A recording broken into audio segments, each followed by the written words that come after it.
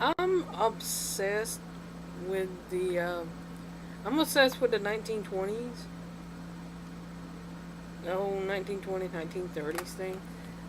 I feel men's clothing of the 20s, 30s, uh, 40s, even 50s, 60s, so on. Men's clothing was a lot simpler. Even now, it's a lot simpler than it is. You know, clothing wise, it's simpler in the old days than it is for the men. You know, because all men had to have, and this varies from decade to decade, but all men had to have was a Sunday suit, that you wore to church or to mass or religious gatherings. You had your little Sunday suit, your Sunday shoes, the ones that actually cost a quite bit of money and you weren't allowed to wear it except that one time. But everyday wear, men always had their white undershirt. They had their little white button-up shirt. They always had their pants, belts or suspenders, depending on if they pants fit. They always had their socks.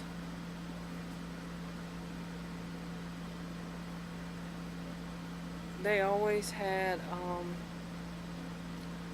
they always had shoes, just basic men's shoes. If you ever look at old pictures of like your grandfathers or great uncles or just any man from 1950s, you find that he pretty much wore the same shoes and like every day.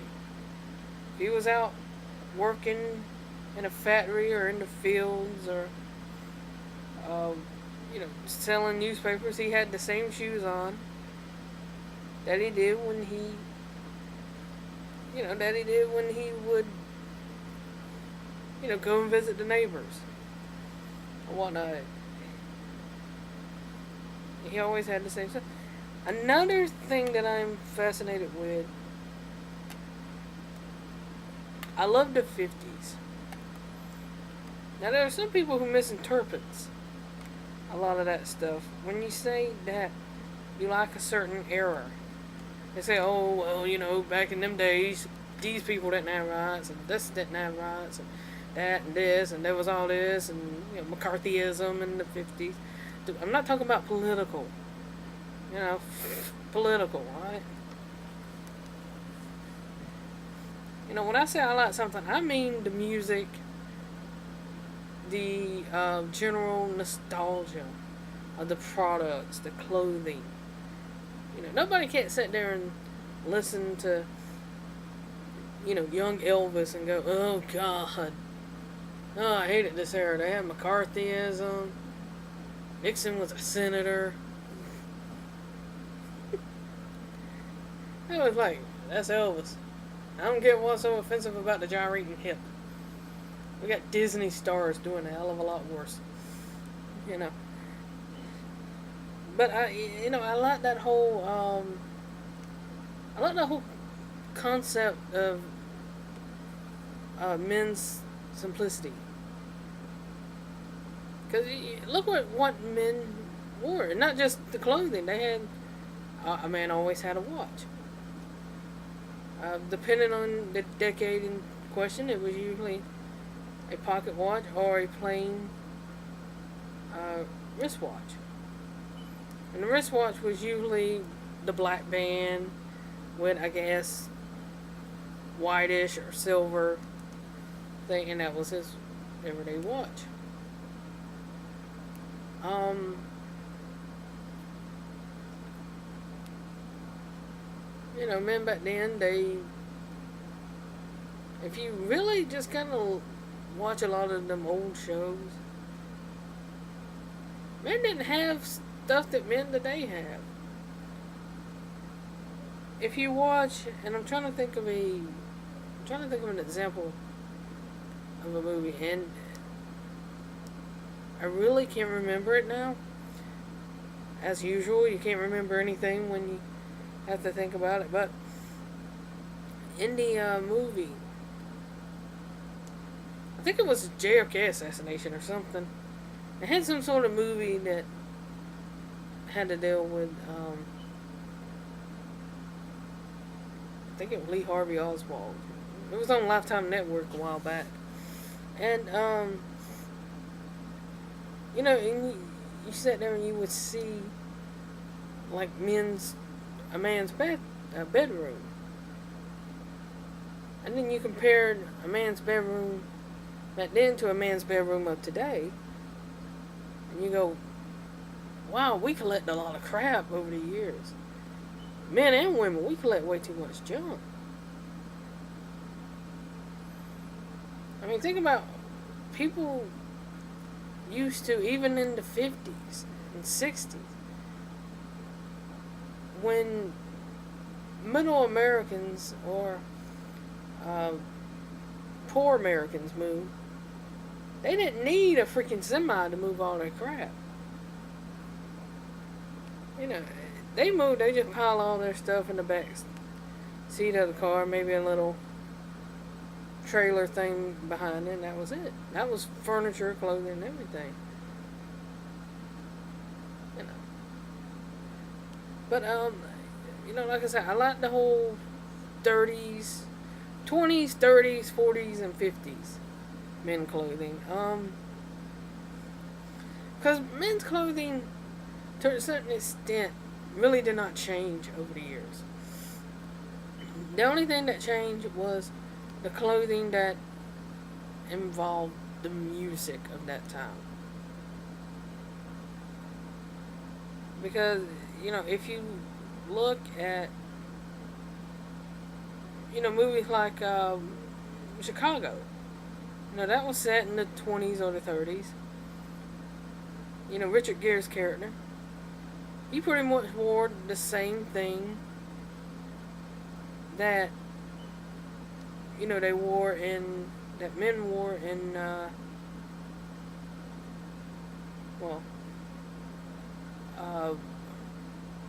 Schindler's List. Well, I don't want to say Schindler's List. God, that sounds horrible now.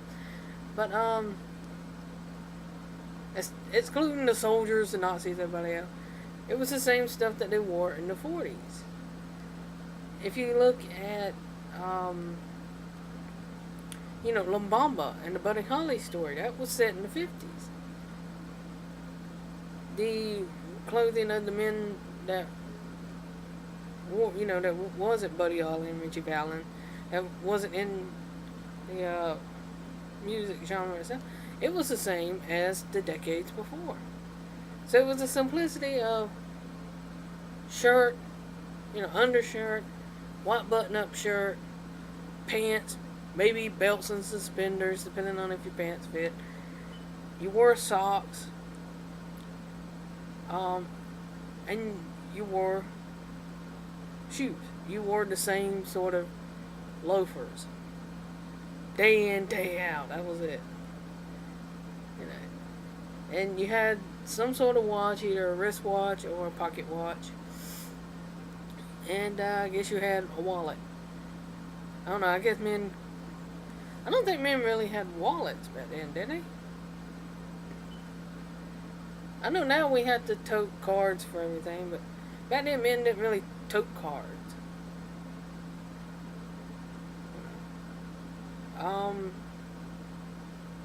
They might have had... I know they had wallets in the 40s. Because I remember my grandmother was talking about all that. But I think back then, you basically just carried your money. But, whatever decade you choose, dressing up like a guy was a lot easier, less complicated than dressing up like a woman. Because pretty much all you had to do was look clean. Shave. And I need to get the shaving. But one final thing I'm going to say is, for me, I prefer winter time well, fall in general, because it makes it easier to dress like they used to dress. Cause see, I can't go around and wear long. I can't wear a long button-up shirt and a jacket on. I can't wear long pants and socks and shoes. It's like 100 degrees out there. I have to slap on a pair of sandals and wear my shorts and these short sleeve shirts.